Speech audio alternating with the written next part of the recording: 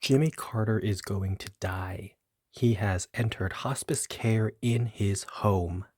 Now, there's a lot of rehabilitation regarding Jimmy Carter, and people call him a great humanitarian and a wonderful person. And some even make excuses and rehabilitate his presidency. But in reality, Jimmy Carter was the very first neoliberal president. Jimmy Carter and his corporate CEO friends conspired to screw over workers. Jimmy Carter busted unions.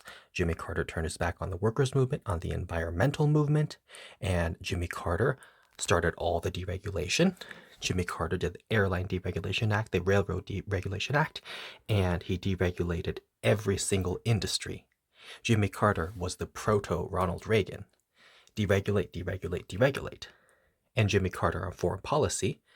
Jimmy Carter aided and abetted the Indonesian genocide of East Timor.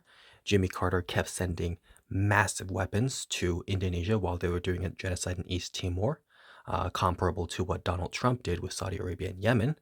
And when Congress blocked the Carter administration from sending weapons over to Indonesia, Jimmy Carter and Fritz Mondale went over to Israel, and they had Israel deliver U.S. Skyhawks to Indonesia on the U.S.'s behalf. Jimmy Carter's acclaimed Camp David Accords were really just a massive money handout to Israel, where Israel got a lot of money and they got to increase and strengthen their occupation and oppression over Palestinians. So Jimmy Carter's Camp David Accords really just screwed over Palestinians. And Jimmy Carter on Iran, Jimmy Carter supported the Shah Pahlavi up until the very end. And when the Iranian Revolution started happening, Jimmy Carter told the Iranian military to brutally suppress the protesters, but the Iranian military, to their credit, refused to do it, and the Iranian Revolution happened. Now, when the Grand Ayatollah, Ruhollah Khomeini, took over, the new Islamic Republic of Iran asked Jimmy Carter to return stolen Iranian money, and they also asked Jimmy Carter to extradite the Shah, who was seeking refuge in the United States. But Jimmy Carter refused to do any of that. So in return for Jimmy Carter refusing to follow up on Iran's very reasonable requests, Iran decided to take the hostages at the U.S. Embassy. So it was Jimmy Carter's fault that Iran took the hostages. However, it was because Jimmy Carter was too hawkish on Iran. That's why Iran took the hostages, because Jimmy Carter refused to do diplomacy with them. Jimmy Carter refused to give them their own money back, and Jimmy Carter refused to extradite the Shah, because the Iranians, they wanted to try the Shah for crimes against the Iranian people, but Jimmy Carter wanted to keep him in the United States. So there is that. And Jimmy Carter is the one who actually started funding and arming the Mujahideen, because Jimmy Carter wanted to overthrow the People's Democratic Party of Afghanistan. He wanted to topple the government of Afghanistan. And so Jimmy Carter started funding and arming a bunch of radical religious warriors. And Jimmy Carter continued to give weapons and money to the Mujahideen. And they caused a lot of unrest in Afghanistan, which caused the Soviet Union to invade Afghanistan. And when the Soviet Union invaded Afghanistan, Jimmy Carter continued to use the Mujahideen as a deterrent against the Soviet Union. So Jimmy Carter kept giving money and weapons to the Mujahideen so that they could keep the Soviet Union out of Afghanistan. And of course, Ronald Reagan continued this policy of Jimmy Carter's. Like I said, Ronald Reagan and Jimmy Carter did a lot of similar things. And Jimmy Carter hated FDR and his policies and his family. So Jimmy Carter, of course, goes the neoliberal route.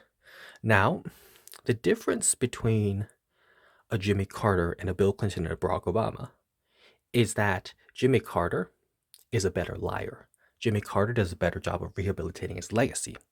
Barack Obama is in complete denial, and he will either gaslight or just totally pretend that his awful corporate policies were great. But Jimmy Carter will ignore the fact that he did corporate policies and horrible neoliberal things, and he will just be in complete denial, and he'll pretend he was some sort of dove when he was really a war hawk, and he will lie about his legacy, essentially. Rather than gaslight, he'll just lie and lie and lie and just try to rehabilitate himself, and that has unfortunately worked somewhat well for him, and he has managed to create this new persona of himself. of course, living for 42 years after being president is probably also helpful because as time passes, people tend to be nicer. So, yes, of course, the Republicans will pretend that Jimmy Carter is far left, and they'll use Jimmy Carter as a scapegoat uh, to criticize the actual left, when in reality, Jimmy Carter has nothing to do with the actual left. And the corporate Democrats will also try to deflect blame, and they will also try to pretend that Jimmy Carter is not one of them because Jimmy Carter was horribly unpopular because he had the policies of corporate Democrats. But the corporate Democrats, of course, do not want people to know that, so they'll distance themselves from Jimmy Carter, and they'll pretend he's progressive so that they could use that as a smear against progressives. But in reality, the real reason Jimmy Carter was unpopular, the real reason he lost the election of 1980 in a landslide, remember he got 49 electoral votes while Ronald Reagan got 489? That's because Jimmy Carter had alienated his entire base by busting unions and siding with CEOs over workers. The working class had turned on Jimmy Carter, and a lot of Jimmy Carter's key voting base either stayed home or they went over and voted for Ronald Reagan. So low turnout and disillusioned voters who went to the other side, that was what contributed to Jimmy Carter's election loss. And